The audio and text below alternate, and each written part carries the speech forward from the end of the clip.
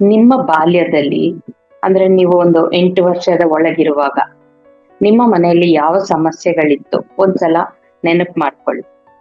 ಅದೇ ಸಮಸ್ಯೆ ಇಲ್ಲಿವರೆಗೂ ನಿಮ್ಗೆ ಕಂಟಿನ್ಯೂ ಆಗ್ತಾ ಇರುತ್ತೆ, ಯಾಕಂದ್ರೆ ನಿಮ್ಮ ಇನ್ನರ್ ಚೈಲ್ಡ್ ಅಲ್ಲಿ ಅದು ಅಡಗಿ ಕೂತಿದೆ. ಆ ಸಮಸ್ಯೆಗಳು ಅವಾಗ ಕೇಳಿಸ್ಕೊಂಡಿದ್ದು ನೋಡಿದ್ದು ಎಲ್ಲ ಇಲ್ಲೇ ಫಿಕ್ಸ್ ಆಗಿ ಕೂತಿದೆ. ಅದು ಕಂಟಿನ್ಯೂ ಆಗಿ ಇವಾಗ್ಲೂ ನಿಮ್ ಲೈಫ್ ಅಲ್ಲಿ ಅದೇ ತರ ಪ್ರಾಬ್ಲಮ್ಸ್ ಅನ್ನೇ ತರ್ತಾ ಇದೆ. ಈಗ ಈ ಗಾಯಗಳನ್ನ ಇನ್ನರ್ ಚೈಲ್ಡ್ ಆಗಿರೋ ಗಾಯಗಳನ್ನ ನಾವು ವಾಸಿ ಮಾಡ್ಬೇಕು. ಅವಾಗ್ಲೇ ಲೈಫ್ ಅಲ್ಲಿ ಚೇಂಜ್ ಅನ್ನೋದು ಬರುತ್ತೆ. ಹೇಗೆ ಅಂದ್ರೆ 2 ಪದ್ಧತಿಗಳಿದೆ.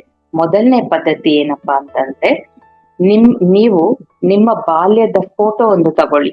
8 ವರ್ಷದ ಒಳಗಿನ ಫೋಟೋ ತಗೊಂಡು ನಿಮ್ಮ ಕಣ್ಣಲ್ಲೇ ನೀವು ನೋಡ್ಕೊಂಡು ಕ್ಷಮೆಯನ್ನ ಕೇಳಿ. ಆಗ ನನಗ್ ಗೊತ್ತಿರ್ಲಿಲ್ಲ, ನಾನೇನ್ ನೋಡ್ತಾ ಇದ್ದೀನೋ ಅದರಿಂದ ನಿನಗ್ ಗಾಯ ಆಗ್ತಾ ಇದೆ, ನಾನೇನ್ ಕೇಳಿಸ್ಕೊತಾ ಇದ್ದೀನೋ ಅದರಿಂದ ನಿನಗ್ ಗಾಯ ಆಗ್ತಿದೆ, ಇದೆಲ್ಲ ನನಗಾಗ ಅರ್ಥ ಆಗ್ಲಿಲ್ಲ, ಅದಕ್ಕಾಗಿ ನನ್ನನ್ನ ಕ್ಷಮಿಸು. ಎಷ್ಟೋ ಸಲ ನನಗ್ ಗೊತ್ತಿದ್ದೋ ಗೊತ್ತಿಲ್ದೇನೋ ಏನೇನೋ ಆಗ್ಬಿಟ್ಟಿದೆ, ಅದರಿಂದ ನಿನಗ್ ನೋವಾಗಿದೆ, ನಾನೇ ಕೊಟ್ಟಿದ್ದೀನಿ ನಿನ್ಗೆ ನೋವು, ಅದಕ್ಕೆ ದಯವಿಟ್ಟು ನನ್ನನ್ನ ಕ್ಷಮಿಸ್ಬಿಡು. ಏನೇ ಆಗ್ಲಿ ನೀನ್ ಯಾವಾಗ್ಲೂ ನನ್ ಜೊತೆನೇ ಇದ್ಯಾ, ಅದಕ್ಕೆ ಧನ್ಯವಾದಗಳು. ಇನ್ನು ಮುಂದೆ ಏನಾದ್ರೂ ನಾನು ಮಾತ್ರ ನಿನ್ನನ್ನ ಪ್ರೀತಿಸ್ತಾನೆ ಇರ್ತೀನಿ. ಈ ರೀತಿ ಮಾತಾಡ್ಕೊಳ್ಳಿ. ಈ ತರ ನೀವು ಮಾತಾಡ್ತಾ ಇದ್ದಾಗ, ಅಂದ್ರೆ ನಾನ್ ಇವಾಗ ಏನ್ ಹೇಳಿದ್ನೋ ಡಿಟ್ಟೋ ಅದನ್ನೇ ಮಾತಾಡ್ಬೇಕು ಅಂತೇನಿಲ್ಲ. ನಿಮ್ಮ ಬಾಲ್ಯದಲ್ಲಿ ಏನಾಗಿತ್ತೋ ಅದಕ್ಕೆ ತಕ್ಕನಂತೆ ಈ ರೀತಿ ಮಾತಾಡಿ ಅಂತ ಹೇಳಿದೆ ಅಷ್ಟೇ.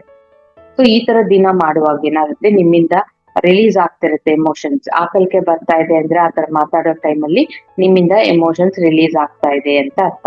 ಎರಡನೇ ಪದ್ಧತಿ ಏನು ಅಂದ್ರೆ, ನಿಮಗೇನಾದ್ರೂ ಏನು ಆಗ್ತಾ ಇಲ್ಲ, ಅದು ರಿಲೀಸ್ ಆಗ್ತಿಲ್ಲ ಅಂತ ಅನ್ಸಿದ್ರೆ ಹೀಲಿಂಗ್ಸ್ ಮಾಡಿಸ್ಕೊಳ್ಳಿ. ವಾಟ್ಸ್ಆಪ್ ಅಲ್ಲಿ ಬಂದು ಕಾಂಟ್ಯಾಕ್ಟ್ ಮಾಡಿ 1 ಮಂತ್ ಹೀಲಿಂಗ್ ಮಾಡಿಸ್ಕೊಳ್ಳಿ, ಗಾಯಗಳೆಲ್ಲ ವಾಸಿ ಆಗುತ್ತೆ.